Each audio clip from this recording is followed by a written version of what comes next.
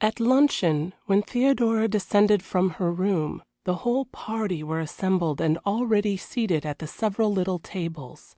The only vacant place left was just opposite Hector.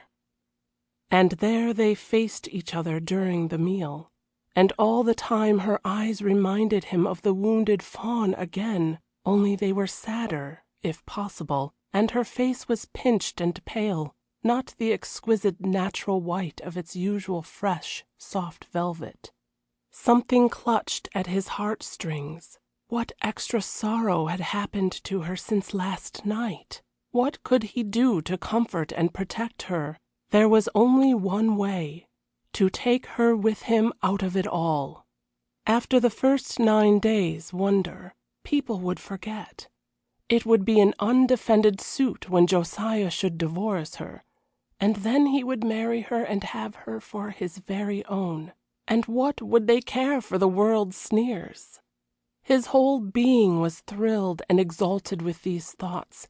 His brain was excited as with strong wine. To have her for his own. Even the memory of his mother only caused him a momentary pang. No one could help loving Theodora, and she, his mother, would get over it too and learn her sweetness and worth. He was wildly happy now that he had made up his mind. So surely can passionate desire block out every other feeling. The guests at their table were all more or less civil. Theodora's unassuming manner had disarmed them, and as savage beasts had been charmed of old by Orpheus and his lute, so perhaps her gentle voice had soothed this company. The women, of course. There had been no question of the men from the beginning. Mildred's program to make Mrs. Brown suffer was not having the success her zeal in promoting it deserved. The weather was still glorious, and after lunch the whole party flocked out on the terrace. A terrible nervous fear was dominating Theodora. She could not be alone with Hector, she did not dare to trust herself. And there would be the tomorrow and the Wednesday without Josiah, and the soft warmth of the evenings and the glamour of the nights. Oh, everything was too cruel and impossible, and wherever she turned she seemed to see in blazing letters, "A second honeymoon."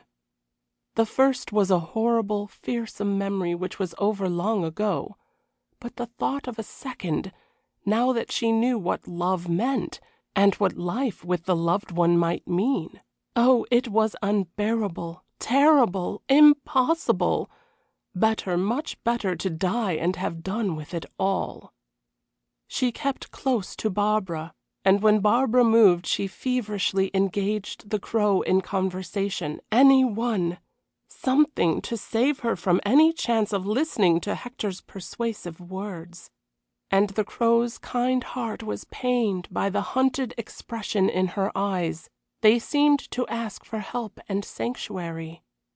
"Shall we walk down to the polo field, Mrs. Brown?"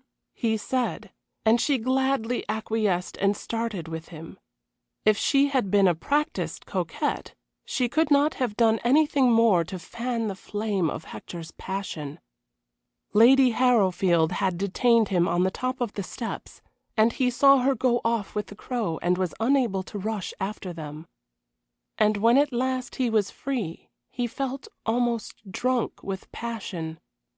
He had learned of Josiah's intended departure on the morrow, and that Theodora would join him again on the Thursday, and his mind was made up. On Wednesday night he would take her away with him to Italy.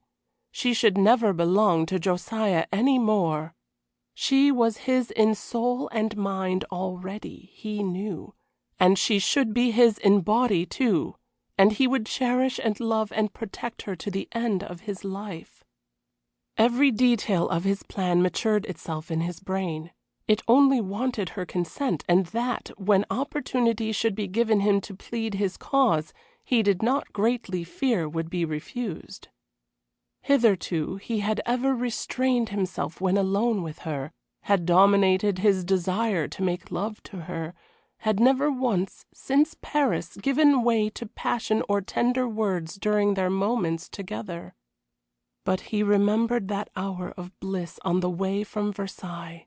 He remembered how she had thrilled, too, how he had made her feel and respond to his every caress. Yes, she was not cold, his white angel. He was playing in the scratch team of the polo match, and the wild excitement of his thoughts coursing through his blood caused him to ride like a mad thing. Never had he done so brilliantly. And Theodora, while she was every now and then convulsed with fear for him, had moments of passionate admiration. The Crow remained at her side in the tent. He knew Hector would not be jealous of him, and the instinct of the brink of calamity was strong upon him from the look in Theodora's eyes. He used great tact. He turned the conversation to Anne and the children, and then to Lady Bracondale and Hector's home, all in a casual, abstract way, and he told her of Lady Bracondale's great love for her son, and of her hopes that he would marry soon, and how that Hector would be the last of his race, for Evermond le Mesurier did not count, and many little tales about Bracondale and its people. It was all done so wisely and well, not in the least as a note of warning, and all he said sank deep into Theodora's heart. She had never even dreamed of the plan which was now matured in Hector's brain, of going away with him. He, as really a lover, was not for her. That was a foregone conclusion. It was the fear of she knew not what which troubled her. She was too unsophisticated and innocent to really know, only that to be with him now was a continual danger. Soon she knew she would not be able to control herself. She must be clasped in his arms. And then there was the picture in front of her of Josiah and the second honeymoon. Thus, while she sat there gazing at the man she passionately loved playing polo, she was silently suffering all the anguish of which a woman's heart is capable. The only possible way was to part from Hector forever, to say the last good-bye before she should go, like a sheep to the slaughter. When she was once more the wife of Josiah, she could never look upon his face again. And if Hector had known the prospect that awaited her at Bessington Hall, it would have driven him, already mad, to frenzy. The day wore on, and still Theodora's fears kept her from allowing a tête-à-tête when he dismounted and joined them for tea. But fate had determined otherwise, and as the soft evening came, several of the party walked down by the river, which ran on the western side below the rose gardens and the wood of firs, to see Barbara's many breeds of ducks and waterfowl. Then Hector's determination to be alone with her conquered for the time. Theodora found herself strolling with him in a path of meeting willows, with a summer house at the end by the water's bank. They were quite separated from the others by now. They, with affairs of their own to pursue, had spread in different directions. And it was evening and warm and June. There was a strange, weird silence between them, and both their hearts were beating to suffocation, hers with the thought of anguish of parting forever, his with the exaltation of the picture of parting no more. They came to the little summer house, and there they sat down and surveyed the scene. The evening lights were all opalescent on the water. There was peace in the air, and brilliant fresh green on the trees, and soft and liquid rose the nightingale's note. So at last Hector broke the silence. "Darling," he said, "I love you. I love you so utterly this cannot go on. I must have you for my own." And then, as she gasped, he continued in a torrent of passionate words. He told her of his infinite love for her, of the happiness he would fill her life with, of his plan that they should go away together when she should leave Beechleigh, of the joy of their days, of the tender care he would take of her, and every and each sentence ended with passionate avowal of his love and devotion. Then a terrible temptation seized Theodora.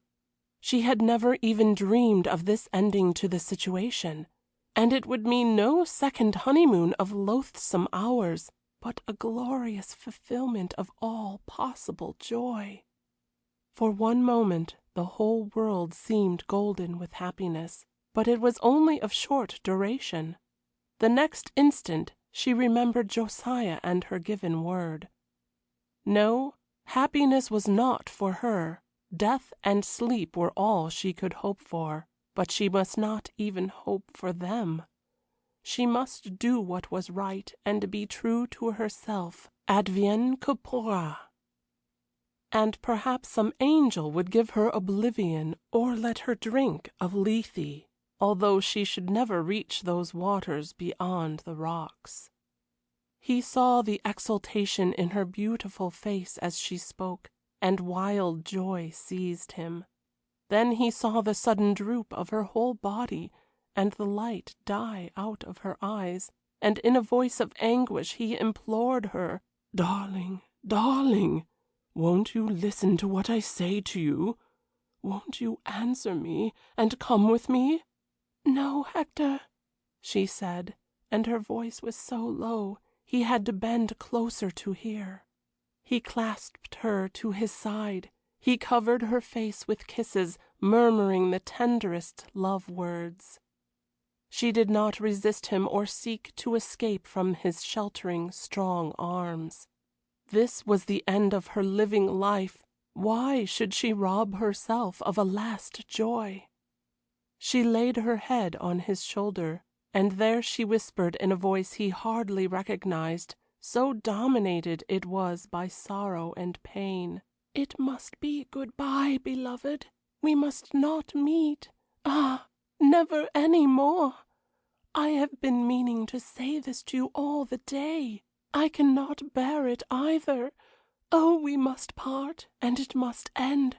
But oh, not in that way."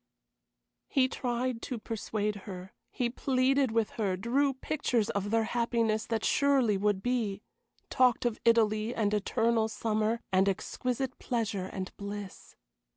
And all the time he felt her quiver in his arms and respond to each thought, as her imagination took fire at the beautiful pictures of love and joy, but nothing shook her determination.